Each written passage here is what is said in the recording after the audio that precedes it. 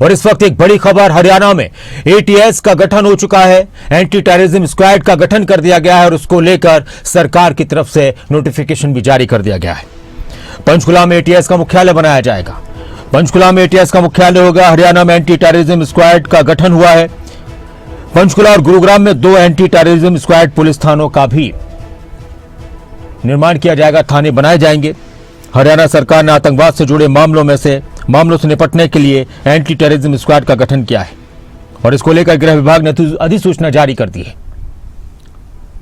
एक बड़ी खबर, एक अहम खबर, अपराध अन्वेषण विभाग के अधीन एटीएस काम करेगी। आतंकवाद से संबंधित मामलों की जांच और निपटान का कार्य किया जाएगा। एटीएस का नेतृत्व पुलिस महानिरीक्षक आईजीपी रैंक्स के से कम स्तर का अधिकारी नहीं करेगा। यह अधिकारी सीआईडी प्रमुख के माध्यम से पुलिस महानिदेशक डीजीपी को रिपोर्ट करते हैं।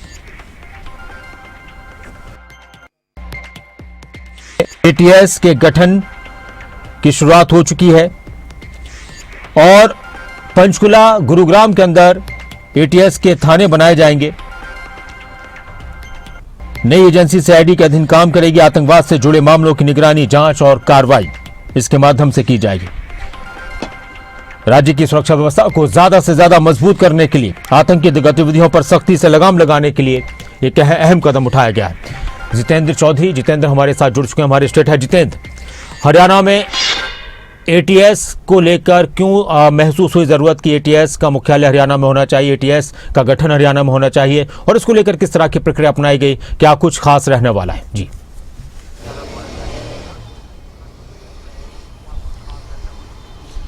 देखिए, बिल्कुल आपका वाजिब सवाल नासिर, क्योंकि एटीएस के गठन की आवश्यकता जो है वो हरियाणा के अंदर अब पूरे तौर पर नजर आ रही थी।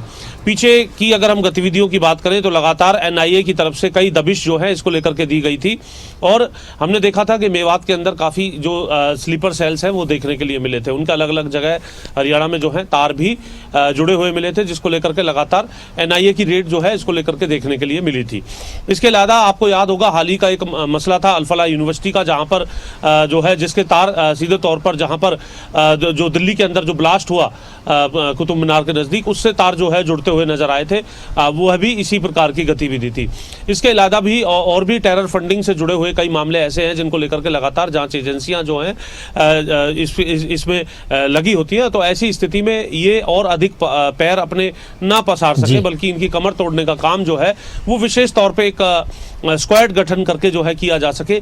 इसी बात के उद्देश्य को ध्यान में रखते हुए हरियाणा सरकार की तरफ से एंटी टेररिस्ट स्क्वाड का गठन जो है वो किया गया है। इसके अंदर अगर हम बात करें तो इसी तरीके से दो जगह इसका मुख्यालय जो है वो बनाया गया है। जो प्रमुख मुख्यालय होगा वो पंचकुला के अंदर होगा, जिसके अधीन सबसे अधिक जो जिले हैं वो लिए गए हैं। कुल 23 जिले इस वक्त हरियाणा के अंदर हैं, जिसमें 8 जिलों को गुड़गांव के अंदर जो है वो रखा गया है और इसी तरीके से करीब 15 जिलों को जो है वो पंचकुला के अंदर रखा गया है। जो जीटी बेल्ट से जुड़े हुए हैं, बांगर के इलाके के जो जिले हैं उन्हें पंचकुला के अंदर शामिल किया गया है। दक्षिण हरियाणा के अधिकांश जिलों को जो है वो गुरुग्राम के अंदर रखा गया है और इसका मकसद यही है कि विशेष तौर से इन बात को लेकर के निगरानी रखी जा सके कि जो ऐसी ताकतों के साथ जुड़ करके जो गद्दारी देश के साथ करने का काम जो लोग करते हैं उन पर समय रहते अंकुश लगाया जा सके और उनकी इस मंशा को कामयाब ना होने दिया जा सके।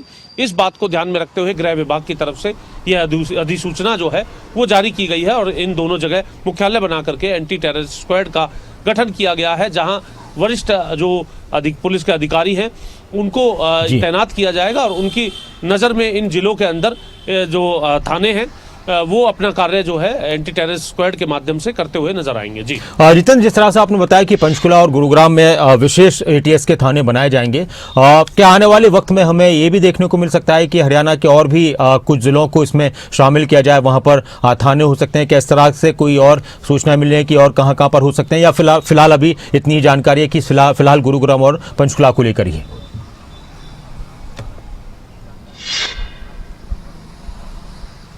देखिए नासिर, अभी अधिसूचना के अंदर ये स्पष्ट कर दिया गया है कि जो 23 के 23 जिले हैं वहां पर इसके जो थाने हैं वो बनाए जाएंगे। अच्छा। और साथ ही गुरुग्राम और पंचकुला जो है इसे मुख्यालय के तौर पर देखा जाएगा, यानी 2 बड़े मुख्यालय इसके होंगे जहां पर वरिष्ठ अधिकारी जो है वो बैठेंगे और सभी जिलों के अंदर इसमें थाने भी जो है वो रखे जाएंगे ताकि जो समय रहते इस प्रकार की कोई गतिविधि हो तो उसको लेकर के तुरंत जो कार्रवाई है वो जिले के थाने के मार्फत की जा सके।